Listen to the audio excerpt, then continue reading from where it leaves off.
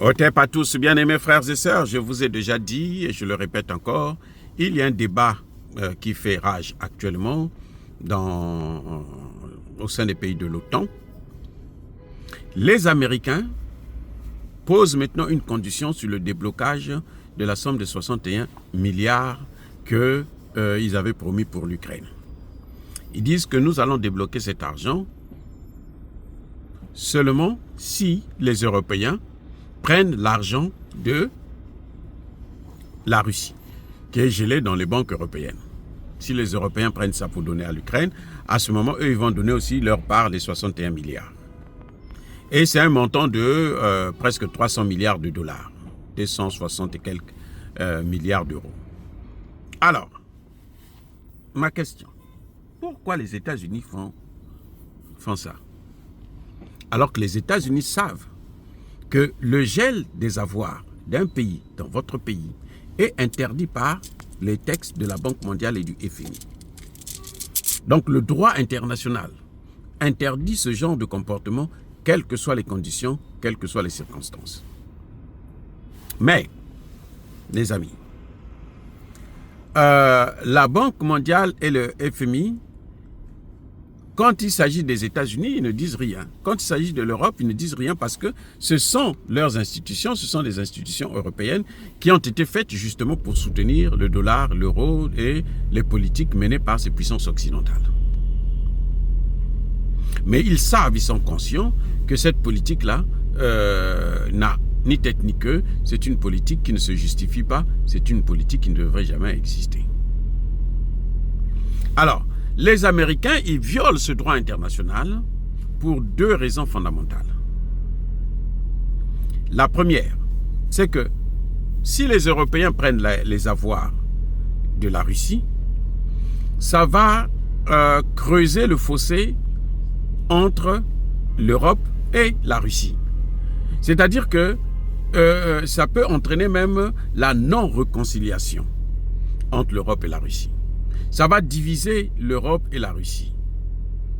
Et plus l'Europe est divisée à la Russie, plus l'Europe va dépendre des États-Unis. Les États-Unis ne veulent pas des relations entre l'Europe et la Russie, parce que si entre eux ils s'entendent, eh bien les États-Unis risquent d'être isolés et les États-Unis risquent d'être attaqués par les Européens. Les États-Unis risquent de tomber, de couler. Donc c'est impératif pour les Européens de maintenir, plutôt pour les États-Unis de maintenir l'Europe divisée, loin entre la Russie et les autres pays européens. Parce que la Russie, c'est actuellement la première puissance militaire du monde. À ce titre, la Russie, si elle s'entend avec l'Europe et qu'ils veulent affronter les États-Unis, l'Europe risque d'être écrasée. Voilà le problème qu'il y a. Les États-Unis demandent à l'Union européenne de prendre les avoirs qu'ils ont gelés appartenant à la Russie dans leurs banques parce qu'ils veulent que ce soit un conflit entre les Russes et les Européens. Ça va les diviser encore plus. Ça, c'est un. Deuxième élément. Le deuxième élément de cette position américaine, c'est que, vous savez, si les Européens arrivent à prendre 300 milliards de dollars russes pour acheter des armes, pour aider l'Ukraine. Comment on peut aider l'Ukraine? On ne peut pas donner à l'Ukraine cet argent, parce que l'Ukraine ne fabrique pas des armes. On va donner cet argent à celui qui fabrique des armes. On va utiliser cet argent pour acheter des armes. Or, d'où viennent les armes utilisées par les pays de l'OTAN actuellement en Ukraine? Toutes les armes des pays de l'OTAN utilisées par l'Ukraine viennent des États-Unis d'Amérique. Donc, sur 300 milliards de dollars, si l'Europe prend les 300 milliards de dollars de la Russie, puisque les Américains ont reconnu au Sénat américain. Blinken a bien dit, mais vous nous critiquez que nous donnons beaucoup d'argent à l'Ukraine, vous ne savez pas que 80% de cet argent reste ici? Tout l'aide qu'on envoie à l'Ukraine, 80% reste aux États-Unis. Ça veut dire quoi? Ça veut dire que s'ils prennent les 300 milliards, là, les États-Unis à eux seuls vont prendre 260 milliards de dollars pour relancer leur industrie militaire sur le dos de l'Ukraine et de la Russie, parce que l'Ukraine sera contrainte de rendre ça plus tard aux pays européens, puisque ce n'est pas de l'aide, hein, c'est la dette. Plus on donne de l'argent à l'Ukraine, plus l'Ukraine s'endette. Vous voyez comment les Américains raisonnent. Donc, on va prendre en 80%, c'est-à-dire sur les 300 milliards de dollars, vous allez 300 milliards. Sur les 300 milliards, vous aurez 260 milliards de dollars qui vont venir aux États-Unis pour l'achat d'armes. Et les 60 milliards, là, bon, ils pourront se débrouiller avec Européens et Ukraine.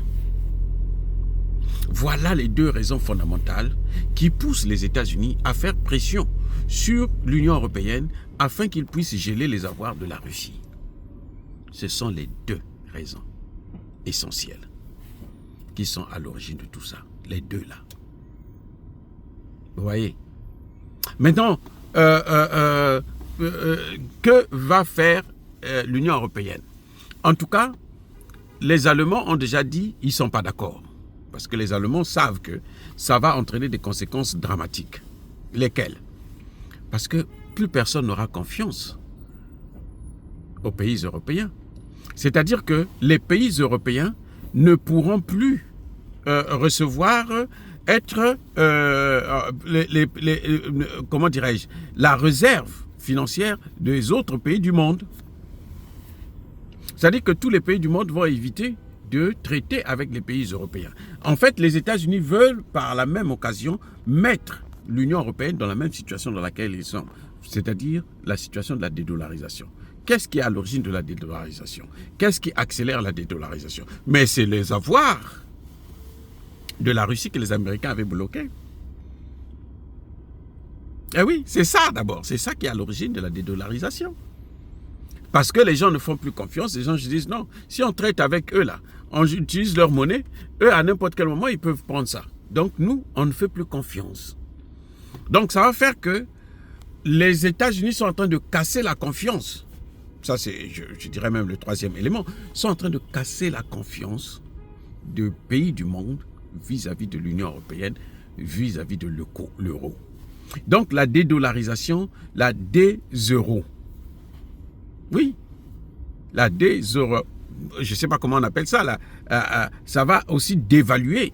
Hein. Les gens vont aussi sortir de l'euro et l'euro va perdre sa valeur. Voilà les deux éléments essentiels. Et ça, c'est le troisième, qui montre que les Américains sont dans une logique de détruire les relations entre l'Europe, de faire en sorte qu'ils ne puissent plus jamais avoir une réconciliation entre les pays européens et la Russie. Comme ça, eux, ils seront toujours les sauveurs de l'Europe. C'est tout. C'est ça le problème. Les amis, dire cela, c'est inciter à la haine ou à la violence? Non. Il y a ma colère, il y a ma lèvre. Encore une fois de plus, bien-aimés frères et sœurs, soyez bénis, soyez abondamment bénis par le Dieu des Kémites et par nos ancêtres angélisés. Vive l'Afrique éternelle, j'ai dit et j'assume.